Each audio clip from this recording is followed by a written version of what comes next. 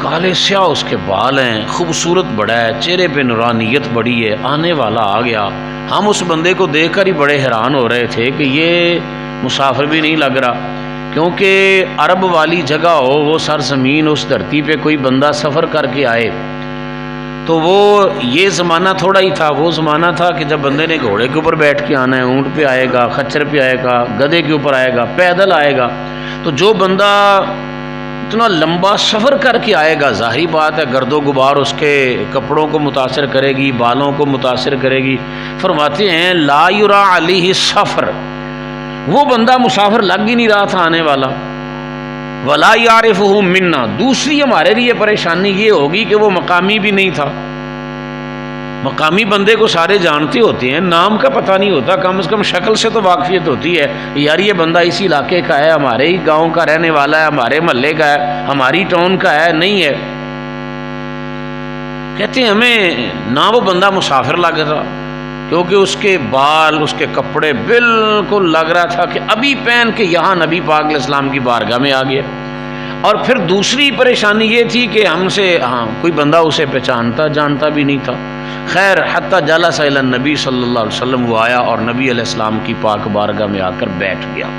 صحابہ کا جمع غفیر ہے، وہ آگے چلتا آیا اور حضور علیہ السلام کی بارگاہ میں آ کر بیٹھا۔ اس کے بیٹھنے کے انداز کو حدیث پاک میں بیان کیا گیا، فَأَسْنَدَ رُكْبَتَيْهِ إِلَىٰ رُكْبَتَيْهِ، اس نے اپنے گھٹنوں کے بل بیٹھا جس طرح نمازی تشہد کی شکل میں بیٹھتا ہے۔ وَوَضَعَ كَفَّيْهِ عَلَىٰ فَخِذَيْهِ، اس نے اپنے ہاتھ بھی یوں ہی اوپر رکھ لیے جس طرح اتحیات پڑھتے وقت نمازی اپنی حالت بنا کے ادب سے بیٹھا ہوتا ہے۔ یہی صورت حال اس بندے کی، وہ آ کر بیٹھا ہے سارے صحابہ کرام کے سامنے۔ اس نے آ کر پہلا سوال نبی کریم علیہ السلام سے یہ کیا، کہنے لگا یا رسول اللہ صلی اللہ علیہ وسلم اخبرنی عن الاسلام، مجھے اسلام کے بارے میں بتائیں کہ اسلام کیا ہے۔ پہلے اس کے بیٹھنے کے انداز کو ذہن میں رکھو کہ بیٹھا کیسے ہے۔ پھر اس نے آ کر نبی علیہ السلام سے پوچھا کہ یا رسول اللہ مجھے اسلام کے بارے میں بتائیں کہ اسلام کیا ہے۔ حضور علیہ السلام نے اسے اسلام کے بارے میں بتا دیا کہ اسلام یہ ہے کہ ان تشہد لا الہ الا اللہ، یہ کہ تو کہے کہ اللہ کے علاوہ کوئی معبود نہیں، اور محمد الرسول اللہ صلی اللہ علیہ وسلم، اور محمد اللہ کے رسول ہیں، وَتُقِيمُ الصَّلَاةَ، اور نماز قائم کر، وَتُؤْتِ الزَّكَاةَ، زکوٰۃ ادا کر، وَتُصُومُ رمضان، وَتُحِجُّ الْبَيْتَ، رمضان کے روزے رکھ، بیت اللہ الکریم کا حج کر، یہ ساری چیزیں اسلام ہے۔ اس نے کہا صدقت، آپ نے سچ فرمایا۔ حضرت عمر بن خطاب رضی اللہ تعالیٰ عنہ فرمانے لگے فَعَجِبْنَا لَهُ، ہمیں بڑا تعجب ہوا اس بندے کے سوال جواب پر، عجیب آدمی ہے یہ، کسی محلے کے مولوی صاحب کا ٹیسٹ لینے والا تھوڑا ہے کہ یہاں کوئی بندہ آ کے پوچھے گا ہاں جی میں مسئلہ ادھروں پوچھیا سی انہاں مینوں انج دسیا بھلا تسی بھی دسو۔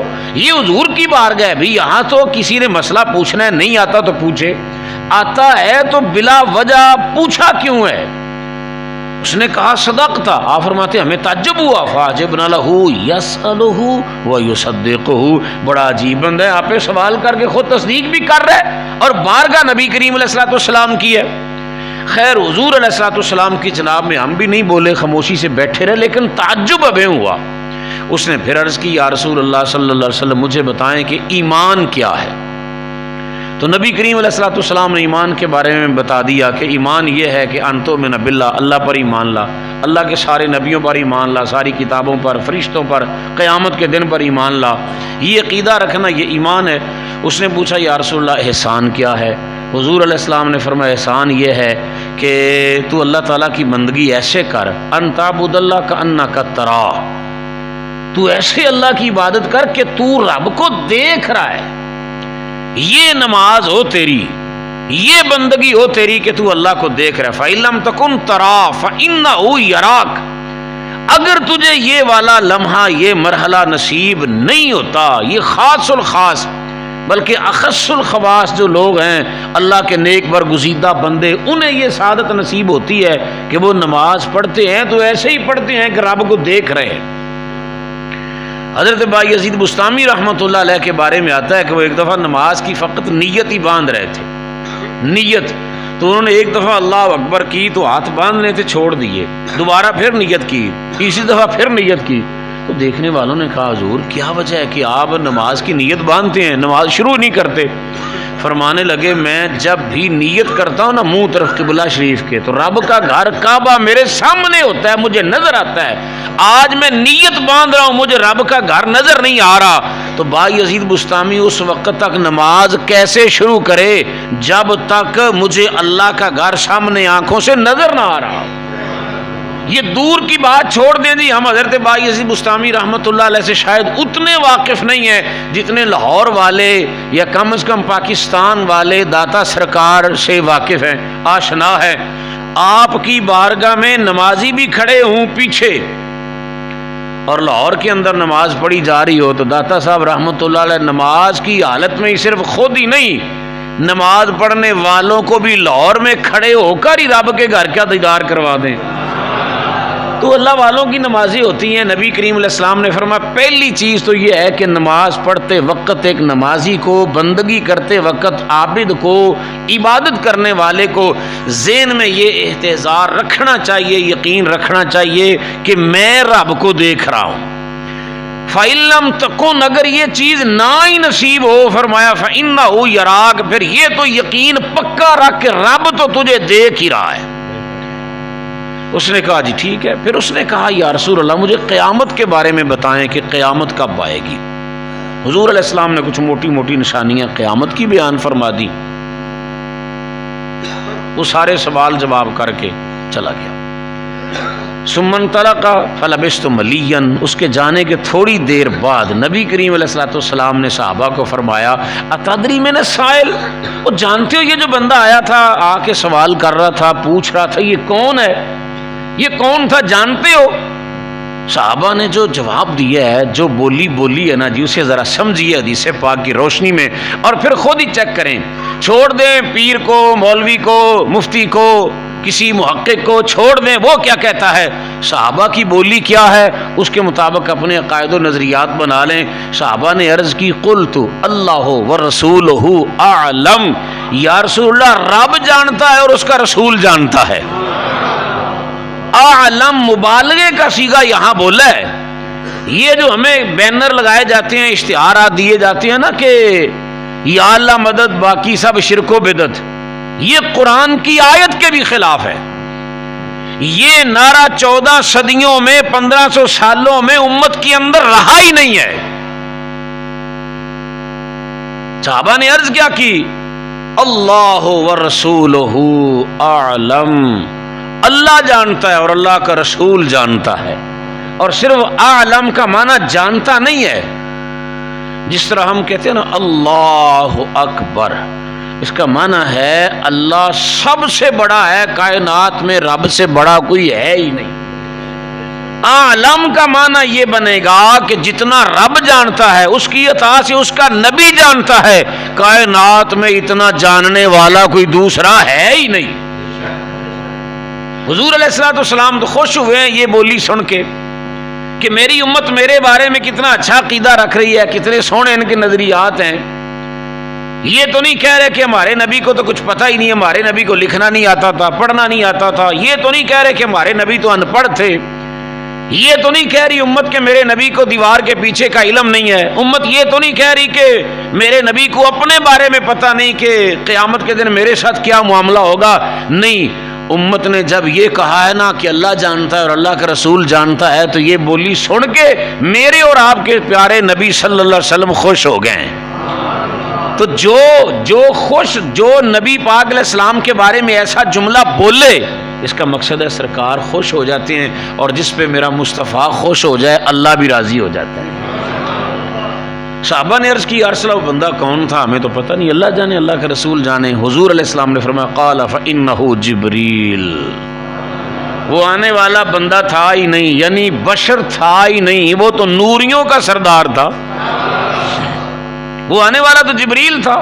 یہ تو میری پاک بارگاہ کی برکت ہے کہ تم نے یہاں بیٹھ کر نوریوں کے سدرہ کے امام کو دیکھ لیا ہے، وگرنہ حضرت جبریل کی فرشتوں کی کون زیارت کر سکتا ہے جی۔ نبی کریم علیہ الصلوۃ والسلام کی پاک بارگاہ کی برکت ہے کہ صحابہ کرام نے حضرت جبریل علیہ السلام کو دیکھا ہے۔ اور آگے نبی علیہ السلام نے فرمایا اتاکم، یہ تمہارے پاس آیا تھا، اتاکم تمہارے پاس آیا تھا، کس لیے؟ یعلمکم دینکم، تاکہ تمہیں تمہارا دین سکھا دے۔ میں اس حدیث پاک کو پڑھا کرتا تھا، اکثر ذہن میں یہ بات اٹک جاتی ہے بسا اوقات کہ نبی کریم علیہ الصلوۃ والسلام نے دین کی بات سمجھانے میں کوئی تشنگی چھوڑی ہے جو جبریل کو سدرہ سے آنا پڑا ہے کہ حضور کی امت کو بتا کے آؤں؟ کیوں جی؟ نبی پاک علیہ السلام نے کوئی کمی بیشی چھوڑی تھی؟ حضرت جبریل کیوں آئے کہ وہ آ کر دین بتائیں؟ نبی پاک علیہ السلام نے آتاکم یعلمکم دینکم، یہ جبریل تھے، تمہارے پاس آئے تھے تاکہ تمہیں تمہارا دین سکھائیں۔ پھر اللہ تعالیٰ نے بات ذہن میں یہ ڈال دی کہ دو چیزوں کے لیے رب نے جبریل کو بھیجا تھا کہ جاؤ، ایک تو میرے مصطفیٰ کے سامنے بیٹھو، اور دوسری چیز گفتگو کرو، تاکہ امت کو پتہ چل جائے کہ رسول اللہ کی بارگاہ میں کس ادب سے بیٹھنا ہے، کس ادب سے بولنا ہے۔ یہ ادب سکھانے کے لیے رب نے جبریل کو سدرہ سے بھیجا کہ جاؤ پریکٹیکل کر کے میرے نبی کی امت کو بتا کے آؤ کہ جب رسول اللہ صلی اللہ علیہ وسلم کی بارگاہ میں تم نے آنا ہے تو تمہارا انداز کیا ہونا چاہیے بیٹھنے کا، گفتگو کرنے کا۔ یہ تھوڑا ہے کہ جو بندہ آئے وہ نبی کریم علیہ الصلوۃ والسلام کی بارگاہ میں آ کر گفتگو شروع کر دے۔ یہ تھوڑا ہے کہ جیسے تم مرضی آ جاؤ اور حضور علیہ الصلوۃ والسلام کی بارگاہ میں چلے آؤ۔ فرمایا نہ، پریکٹیکل کر کے دکھاؤ، پھر میں رب اوپر سے فرماؤں گا یا ایھا الذین آمنوا لا تقدموا بین یدی اللہ ورسولہ واتقوا اللہ۔ اے ایمان والو ذرا خیال کرنا، کوئی نیکی کا کام بھی کرنے لگو نا تو میرے نبی سے پہلے نہیں کرنا۔ کاش کہ اس بات کو سمجھ جاؤ۔ یہ آیت کب اتری؟ سورہ حجرات کی پہلی آیت ہے۔ کب اتری؟ جب نماز عید پڑھی گئی، بقرہ عید الاضحیٰ پڑھی گئی تو قربانیاں کرنی تھی۔ اب قربانیاں صحابہ کرام نے کرنی شروع کر دی ہیں۔ اللہ تعالیٰ نے فرمایا نا، وقت ہو گیا ہے، سارے معاملات ٹھیک ہیں، لیکن تمہیں پتہ نہیں ابھی تک میرے مصطفیٰ نے قربانی کا جانور ذبح نہیں کیا، تم نے میرے نبی سے پہلے کیوں کیا؟ بھی جب نماز پڑھی جا چکی ہے، نماز کے بعد بندہ قربانی ذبح کر سکتا ہے، یہ کوئی مسئلہ تو نہیں ہے کہ ہم نہیں کر سکتے۔ کیوں جی؟ ہماری مسجد کے مولوی صاحب نے ابھی قربانی نہیں کی۔ فرمایا یہ کائنات کے مولوی، پیر، فقیہ بعد والی باتیں ہیں، قربانی میری عبادت ہے۔ قل ان صلاتی و نسکی و محیای و مماتی للہ رب العالمین۔ فرمایا قربانی میری عبادت ہے، میری رضا کے لیے کی جاتی ہے، لیکن خبردار میری عبادت بھی میرے نبی سے پہلے نہیں کرنی، پہلے میرا نبی کرے گا پھر امت کرے گی۔ یا ایھا الذین آمنوا لا ترفعوا اصواتکم فوق صوت النبی۔ فرمایا تم میرے مصطفیٰ کی بارگاہ میں آتے رہتے ہو، بیٹھتے رہتے ہو، باتیں کرتے ہو، ذرا خیال کرنا ہے۔ حضور علیہ السلام کی جناب میں آ جاؤ تو اونچی آواز میں اگر بات کی نا تو ان تحبط اعمالکم۔ رب تو بڑا مہربان ہے، اللہ تو بڑا کریم ہے، اتنا مہربان ہے کائنات میں اور کون ہو سکتا ہے اللہ تعالیٰ جتنا رحیم اور کریم۔ لیکن رب فرماتا ہے یہ میرے نبی کی بارگاہ میں، یہاں تمہاری آواز صرف اونچی ہو گئی نا، یہ نہیں بھی تکرار کرتے ہوئے، کوئی لڑائی جھگڑا کرتے ہوئے یا کوئی بات ایسی ہے کہ جو غلط تھی وہ اونچی آواز سے نہیں کہنی۔ فرمایا نہ، صحیح بات بھی تم نے میرے نبی کی بارگاہ میں کہنی ہے تو آواز ذرا پست رکھ کے دھیمے لہجے کے ساتھ یہاں آ کر بولو گے۔ اونچی آواز کے ساتھ اگر تم بولے تو تم بے شک ساری رات قرآن پڑھنے والے ہو، نمازیں پڑھو، تہجد پڑھو، ان تحبط اعمالکم، تمہارے سارے اعمال اکارت اور برباد کر کے رکھ دیے جائیں گے، اس لیے کہ ادب پہلا قرینہ ہے محبت کے قرینوں میں۔ اب صحیح بخاری شریف سے ہم دوسرا مقام بھی دیکھتے ہیں جی۔ حضرت عروہ بن مسعود الثقفی، اس وقت تو خیر انہوں نے کلمہ نہیں پڑھا تھا جب نبی کریم علیہ الصلوۃ والسلام 1400-1500 صحابہ کو اپنے ساتھ لے کر مدینہ سے عمرہ کرنے کے لیے مکہ المکرمہ کی طرف آپ نے عازم سفر فرمایا۔ حدیبیہ کے مقام پر نبی کریم علیہ الصلوۃ والسلام پہنچے تو وہاں کفار مکہ نے، مشرکین نے روک دیا کہ ہم نے تو رسول اللہ صلی اللہ علیہ وسلم کو عمرہ کرنے کے لیے آنے ہی نہیں دینا۔ حضور علیہ الصلوۃ والسلام نے اپنا قاصد حضرت عثمان غنی رضی اللہ تعالیٰ عنہ کو بھیجا کہ تم جا کر انہیں بتاؤ کہ ہم یہاں عمرہ کر کے چلے جائیں گے، زیادہ دیر ہمیں ٹھہرنا نہیں، کوئی لڑائی جھگڑے کے لیے آئے نہیں، عمرہ کریں گے واپس چلے جائیں گے۔ خیر ادھر سے حضرت عثمان غنی گیا، ادھر سے ان کی مذاکراتی ٹیم آئی، ان کے جو ایک دو بندے تھے ذرا پینچ اپنے آپ کو سمجھنے والے، وہ آئے، انہوں نے بھیجا کہ تم جا کر بات کرو کہ ہم تو تمہیں نہیں آنے دیں گے، تمہاری ہماری تو بہت بڑی سنگین لڑائی ہے، دشمنی ہے۔ تو ایک راؤنڈ ہوا، پھر دوسرا ہوا، آخر کار پھر یہ عروہ بن مسعود الثقفی یہ آئے فائنل راؤنڈ کے لیے کہ اب ہم ہمارے مذاکرات پہ سمجھو پہ دستخط ہو جائیں گے۔ اس کے بعد وہ آیا، نبی کریم علیہ السلام کی بارگاہ میں بیٹھا، بات چیت کی، گفتگو کرنے کے بعد وہ پلٹ کے مکہ والوں کو اس نے اعتماد میں لینا تھا کہ میں جا کے انہیں بتاؤں ساری صورتحال۔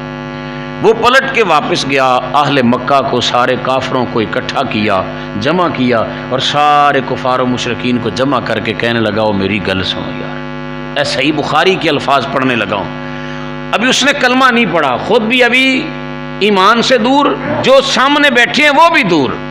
اس نے کہا واللہ لقد وفدت علی الملوک وفدت علی کیسرا و کسرا والنجاشی۔ احباب ذرا بات کو سمجھیے گا، کہنے لگا مجھے اللہ کی قسم ہے، چونکہ اہل مکہ تھے، اللہ کو تو جانتے مانتے تھے، البتہ مشرک بھی تھے، شرک بھی کرتے تھے، اللہ کے گھر کا بھی ادب احترام کرتے تھے، جو ان کے نظریات تھے اپنے طریقے کے مطابق۔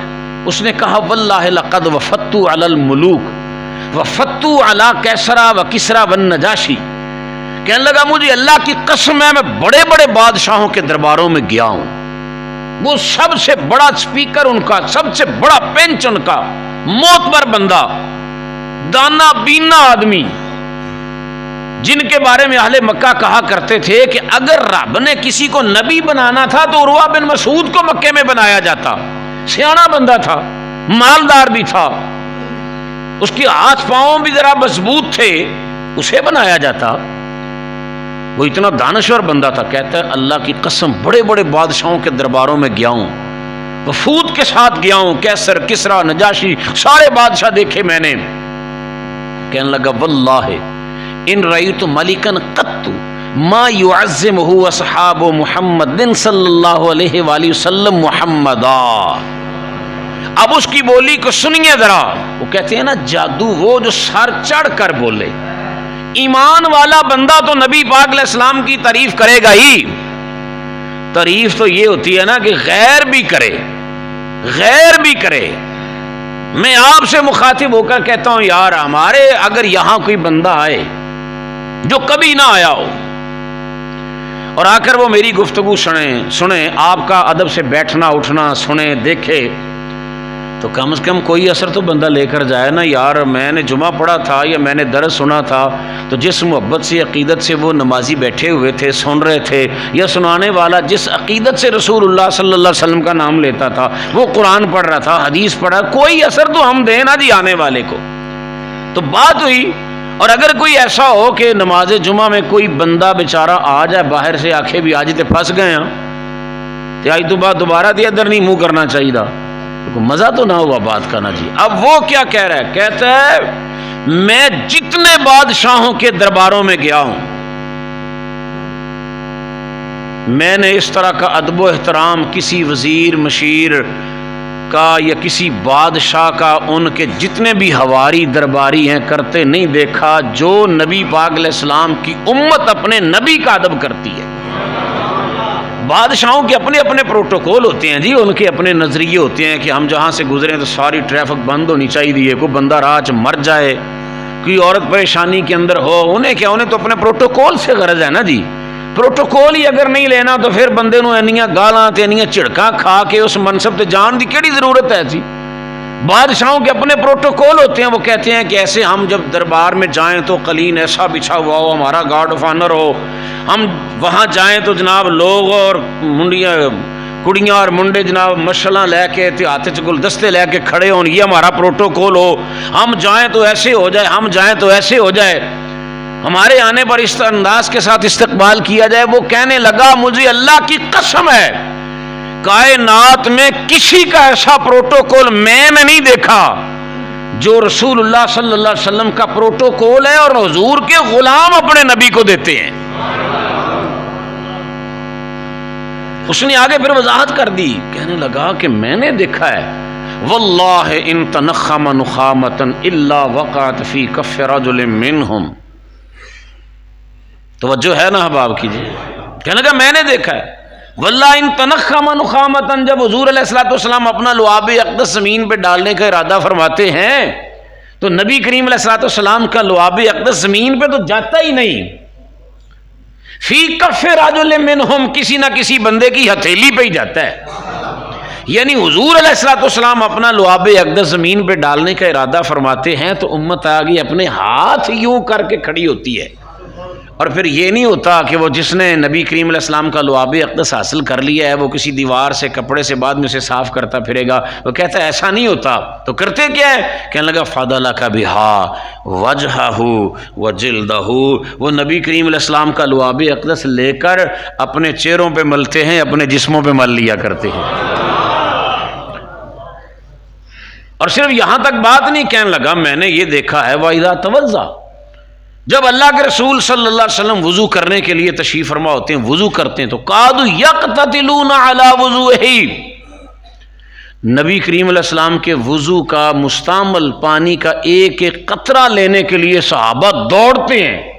قَادُ يَقْتَتِلُونَ عَلَى وُضُوئِهِ، لگتا ہے بھی نہ چون لڑائی ہو جانی ایک ایک قطرے کے لیے. قَادُ يَقْتَتِلُونَ، لگتا ہے لڑیں گے، لیکن لڑائی لڑی ہونا کوئی نہیں ہوندی، وہ تو رحماء بینہم، آپس میں پیار ہی بڑا ہے ان کا. وہ نبی پاک علیہ السلام وضو کر کے زمین سے اٹھے ہیں. عروہ بن مسعود کہہ رہے ہیں اللہ دی قسم تھلے تے پانی دا ایک قطرہ بھی نہیں سی گریا، سارا پانی امت نے اپنے ہاتھوں پہ لے کر اپنے چہرے جسموں پہ مل لیا. اور یہاں تک کی بات نہیں، کہنے لگا وَإِذَا أَمَرَهُمْ، اور جب اللہ کے نبی صلی اللہ علیہ وسلم انہیں کسی بات کا حکم دیتے ہیں، انہیں حکم ملتا ہے تو ابتدروا امرہ، تو یہ نہیں ہوتا بھی ہے کام میں نبی کریم علیہ السلام نے فرمایا تو چل میں بیٹھا تو یار تو کر رہا ہوں، اور میں بڑا تھکیا تو کر رہا ہوں، انج نہیں ہوندا. ابتدروا امرہ، سارے دوڑتے ہیں نبی پاک علیہ السلام کے حکم کو پورا کرنے کے لیے. وَإِذَا تَكَلَّمَ خَفَضُوا عَلَىٰ أَصْوَاتِهِمْ عِندَهُ، اور جب اللہ کے نبی صلی اللہ علیہ وسلم اپنا لعاب اپنی زبان اقدس کھولتے ہیں، کوئی گفتگو فرمانے لگیں تو کہنے لگے پھر سارے خَفَضُوا أَصْوَاتَهُمْ عِندَهُ، سارے یوں چپ کر کے سنتے ہیں نبی پاک علیہ السلام کی بات. حضور کے سامنے کوئی بولتا نہیں ہے. وہ کہنے لگا کہ پھر میں نے یہ بھی دیکھا ہے، یہ باقی ادب احترام تو اپنی جگہ پر رہ گئے، لیکن کوئی بندہ ٹک ٹکی باندھ کے اپنے نبی کے چہرے کی طرف ادب کی وجہ سے، تعظیم کی وجہ سے دیکھتا بھی نہیں ہے، نظریں جھکا کے کھڑے ہوتے ہیں، اپنے سر جھکا کے رسول اللہ کی بارگاہ میں کھڑے ہوتے ہیں. آج اللہ تعالی ہمیں توفیق دے ہم مدینہ پاک میں جائیں اور سارے ہی جائیں، مدینہ پاک میں جائیں، تم جا کر وہاں اس شکل میں ہی بیٹھ جاؤ جو ہم نے پہلے حدیث پاک پڑھی ہے. جس طرح بندہ اتحیات میں بیٹھتا ہے تو بیٹھنے دیں گے؟ جو گئے ان کو زیادہ تجربہ ہے. جس طرح ہم اتحیات میں بیٹھا ہے، کوئی بندہ روزہ رسول کی طرف اپنا منہ کر کے یوں بیٹھ جائے تو وہ بیٹھنے دیتے ہیں؟ نو. ہاتھ باندھ کے بندہ کھڑا ہو جائے، چہرہ اور رسول اللہ صلی اللہ علیہ وسلم کی طرف، گنبد خضرا کی طرف، تو وہ تمہیں اس طرف ہاتھ باندھ کے درود و سلام نہیں پڑھنے دیں گے. حالانکہ حضرت جبریل علیہ السلام نے یہ حالت بنائی ہے میرے مصطفیٰ کی بارگاہ میں آ کر. آج تم نبی کریم علیہ السلام کی پاک بارگاہ میں یوں گردن جھکا کے کھڑے ہو جاؤ تو وہ کہتے ہیں تم تو شرک کر رہے ہو، تم مدینہ آگے بھی شرک ہی ہے. اور صحیح بخاری کے الفاظ یہ ہیں کہ صحابہ اکرام میرے مصطفیٰ کے سامنے ادب سے، تعظیم سے گردنیں جھکا کے کھڑے ہوتے، نظر بھی نہیں اٹھایا کرتے تھے.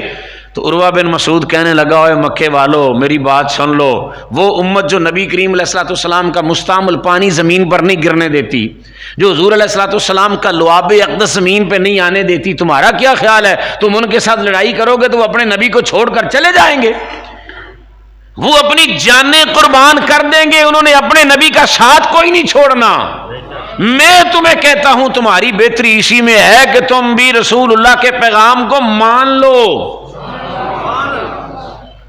جیسے معاملہ ہوتا ہے فہم و تفہیم کے ساتھ حل کر لو، ان کے ساتھ لڑائی نہیں ہو سکتی. کیوں نہیں لڑائی ہو سکتی؟ اس نے کیا کوئی اسلحہ دیکھ کر گیا ہے کہ ان کے پاس تو اسلحہ بہت زیادہ ہے جی ہم ان سے نہیں لڑائی کر سکتے؟ نہیں، انہوں نے دیکھا ہے کہ امت اپنے نبی کا ادب کس انداز کے ساتھ کر رہی ہے.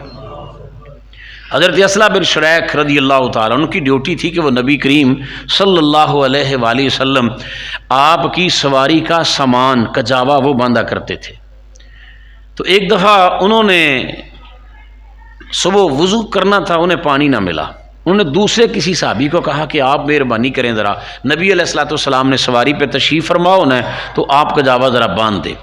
اور دوسرے صحابی نے کجاوا باندھ دیا۔ نبی کریم علیہ الصلوۃ والسلام سواری کے اوپر تشریف فرما ہوئے، حضور علیہ السلام نے فرمایا اسلح لبیک یا رسول اللہ، فرمایا لگتا ہے آج تو سواری کے اوپر سامان ہمارا تو نے نہیں رکھا۔ جی یا رسول اللہ میں نے نہیں رکھا۔ فرمایا کیوں نہیں رکھا، کی وجہ ہے؟ عرض کی تھی یا رسول اللہ میرا وضو نہیں تھا، اور بغیر وضو رسول اللہ کی سواری، لفظ سمجھو ذرا، بغیر وضو رسول اللہ کی سواری پر سامان رکھنا میں بے ادبی سمجھتا تھا، اس لیے میں نے دوسرے کو کہہ دیا، میں نے اپنا ہاتھ نہیں لگایا۔ لو جی، جو امت جب تک میرے مصطفیٰ کا اس طرح ادب و احترام کرتی رہی ہے، اللہ تعالیٰ نے امت کو ہر لحاظ میں دنیا کائنات میں عزتیں عطا فرما کے رکھی ہیں۔ تو جدوں تو ساڈے چ بولی دوجی آ گئی ہے نا، عجیب بولی، میں تو بلکہ اسے کہتا ہوں یہ منافقوں والی بولی ہے، ایمان والی تو ہے ہی نہیں ہے۔ یا کلمہ بھی پڑھے نبی پاک علیہ الصلوۃ والسلام دا، پھر اپنے نبی کے بارے میں بدگمانی رکھے۔ اور جب سے امت کے اندر یہ والی شرارت شروع ہو گئی نا جی، رسوائی ذلت ہمارا مقدر بن گئی۔ غار ثور والی بات آپ سن چکے، جب حضرت صدیق اکبر رضی اللہ تعالیٰ عنہ کی گود میں میرے مصطفیٰ کریم علیہ السلام نے سر رکھا ہے۔ قربان جائیے حضرت ابوبکر صدیق رضی اللہ تعالیٰ عنہ کے مقدروں پر، قربان جائیے۔ یہ دو شخصیات ہمیں ایسی ملتی ہیں جی، ویسے تو ام المومنین سیدہ عائشہ رضی اللہ تعالیٰ عنہ بھی، لیکن یہ دو شخصیات جن کو نبی کریم علیہ الصلوۃ والسلام نے الگ سے یہ عزت عطا فرمائی کہ ان کی گود میں سر رکھ کے میرے مصطفیٰ نے آرام کیا ہے، ایک تو صحابہ کے مقام پر حضرت مولا علی کی ہستی ہے، دوسرا غار ثور میں حضرت ابوبکر صدیق کی ذات ہے، اور کمال دونوں نے ہی کر دیا ہے۔ جب حضرت مولا کائنات کی گود میں میرے مصطفیٰ نے سر رکھا ہے، حضور علیہ السلام نماز عصر پڑھ چکے ہیں، مولا کائنات نے ابھی پڑھی نہیں ہے، اب سورج کو دیکھ رہے ہیں، ابھی سورج تے گیا، اور حافظوا علی الصلاۃ والصلاۃ الوسطیٰ، نماز بھی سب سے وہ جو سب سے اعلیٰ خطر کی ہے۔ میرے امام فرماتے ہیں مولا علی نے واری تیری نیند پر نماز، یہاں علماء نے لکھا ہے کہ نبی پاک علیہ السلام کی نیند، جملے کو سمجھئے، میرے مصطفیٰ کی نیند حضرت مولا علی کی نماز سے افضل ہے۔ سمجھ آگی جملے کی آپ کو جی؟ حضور علیہ السلام کی نیند مولا علی کی نماز سے اعلیٰ ہے۔ اگر حضرت علی کی نماز افضل ہوتی تو نبی پاک علیہ السلام کو نیند سے جگا دیتے کہ یا رسول اللہ نماز افضل ہے، جا رہی ہے، نہیں جگایا۔ حضرت مولا کائنات کی نماز عصر قضا ہوئی، پھر نبی کریم علیہ الصلوۃ والسلام نے سورج کو واپس پلٹایا اور مولا کائنات کو عصر کے وقت کی نماز پڑھنے کا موقع دیا۔ ادھر غار ثور کی حالت کیا ہے جی؟ نبی کریم علیہ السلام نے سر اقدس حضرت صدیق اکبر رضی اللہ تعالیٰ عنہ ان کی گود میں رکھا ہے، نبی پاک علیہ السلام محو استراحت ہیں، کسی چیز نے ڈس لیا آپ کو، حدیث پاک کے الفاظ ہیں فسقط دموعہ علی وجہ رسول اللہ، جب وہ زہر اندر پھیل گیا، زہر جسم میں سرایت کر گیا اور کرب سے، درد سے آپ کو زیادہ ذرا شدت محسوس ہوئی تو آپ کی آنکھوں سے آنسو آ گئے، آنسو آئے، کسی چیز نے ڈس لیا ہے، اور بندہ سام کے بچھو سے ڈک کے ڈسنے سے یا کوئی موذی جانور ڈس لے، بندے کی موت بھی تو واقع ہو سکتی ہے نا، اس سے تو غرض ہی نہیں ہے نا۔ یہ ٹپ ٹپ آنسو گر رہے ہیں، نبی پاک علیہ السلام کے چہرے پر آنسو گرے، حضور علیہ الصلوۃ والسلام نے چشمان رحمت کھولی، فرمایا فقال یا ابا بکر ما لک، ابو بکر کیا ہوا ہے، رو رہے ہو، خیر تو ہے؟ لو دیکھ تو یا رسول اللہ فداک ابی و امی، لو جی جان پہ بنی ہے، پھر بھی بولی کتنی پیار والی ہے، لو دیکھ تو فداک ابی و امی، یا رسول اللہ میرے ماپے تواڈے قدماں تو قربان ہو جان، مینوں کسی چیز نے ڈنگ مارے ہے، جب زہر میرے جسم میں سرایت کر گئی ہے۔ فتفل رسول اللہ صلی اللہ علیہ وسلم، کیوں رضا مشکل سے ڈریے جب نبی مشکل کشا ہو۔ حضور علیہ السلام نے کیا فتفل رسول اللہ، حضور نے اپنا لعاب اقدس ان کی ایڑی پر لگا دیا۔ حدیث کے الفاظ ہیں فذهب ما یجدہ، جو بھی زہر تھا جو بھی درد تھی تکلیف تھی فذهب، فوراً ختم ہو گئی۔ لیکن قربان جائیے ابو بکر، تو نے میرے مصطفیٰ کا ادب کر کے امت کو بتا دیا ہے بھی بندہ مرنو مر جائے، پر نبی پاک علیہ الصلوۃ والسلام کا ادب احترام وہ پورے طریقے اور سلیقے کے ساتھ ہونا چاہیے، اس میں کوتاہی نہ آئے، اور اگر ادب مصطفیٰ میں کوتاہی نہ آئی اللہ دنیا میں بھی عزت دے گا، قبر حشر میں بھی اللہ تمہیں عزتیں عطا فرمائے گا۔ آخر دعوانا الحمدللہ رب العالمین۔